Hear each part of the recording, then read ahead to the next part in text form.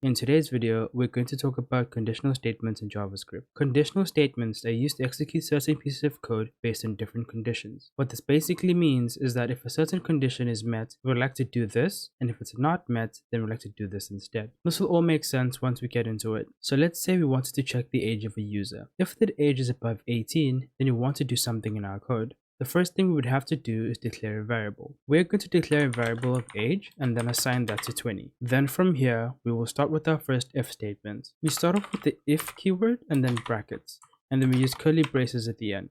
So in the brackets is where our condition will be, and this is where our code will be. So our code will go here. The simple check that we want to make is if the age is above 18. So over here, I will say age greater than 18. Then over here between the curly braces, we will write console.log.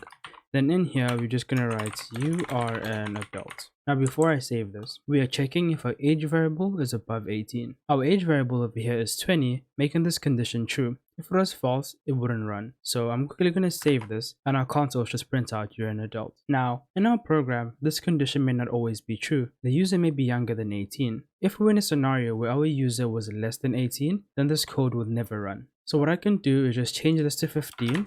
And if I save this, you can see that no code runs in our console. Now the way we can handle the situation is by using another keyword known as else. So right after the if statement, we just use the else keyword and we use curly braces again. In here, it's as simple as copying this console.log statement over here.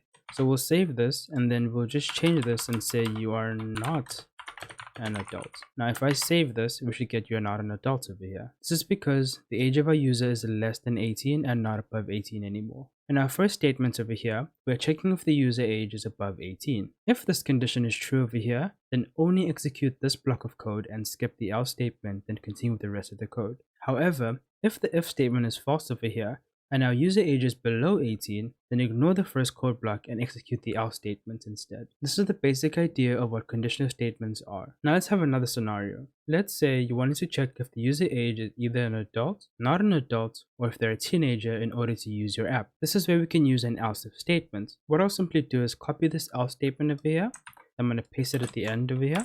And then I'll use else if over here, and then in brackets, this is where our new condition will be. So we simply need to check if the age is above 12, and we need to change the text over here to you are a teen. Now if I save this, we should get you are a teenager over there. What I want you to notice here in this code is that it will only run the block of code where the conditions are met. The way this works is that it starts from the top and then goes to the bottom. So if this is false, then it goes to the next one. And when you find something that is true, only that code will trigger. The great thing is that we can have multiple else if statements before we reach our final case, which would be our else statement. The last type of conditional statement we're going to look at is known as switch. What switch does is that it also executes a piece of code if certain conditions are met, but it does it a bit differently. What I'll do here at the bottom is just declare a variable, and then we'll name the variable day, and then we'll assign it the value 4. Now we can use the switch keyword, and then in these brackets we need to pass in the variable name. This is known as the switch expression. Then we can use curly braces. In here is where we need to create different cases or conditions that will need to be met before running certain code. I will quickly write out how the structure should be,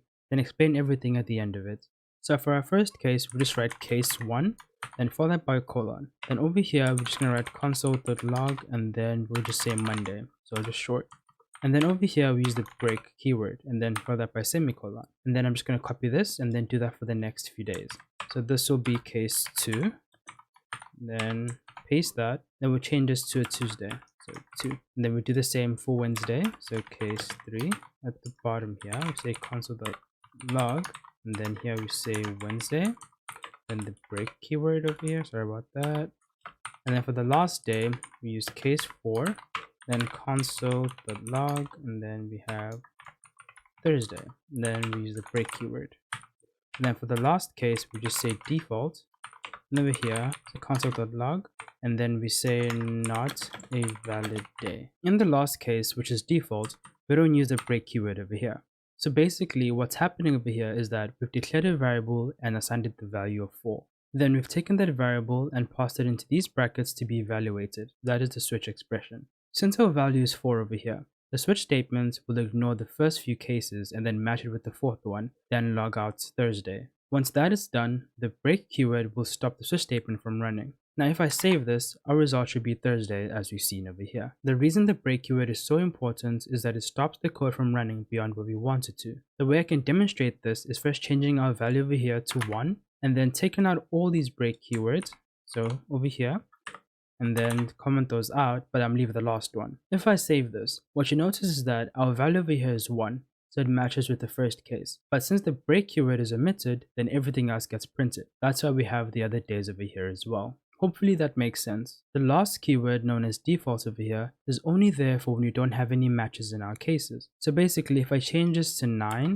and then I save this, we will get not a valid day, because that's not a day in our switch statements. This last case over here doesn't need a break keyword because it stops after that. The last thing to take note of is that if your variable was a string instead of a number like I did, your cases also need to be in string format. That's about it when it comes to conditional statements in JavaScript. I hope you guys enjoyed this video or were able to find it somewhat informative. With that, I'll see you guys in the next one.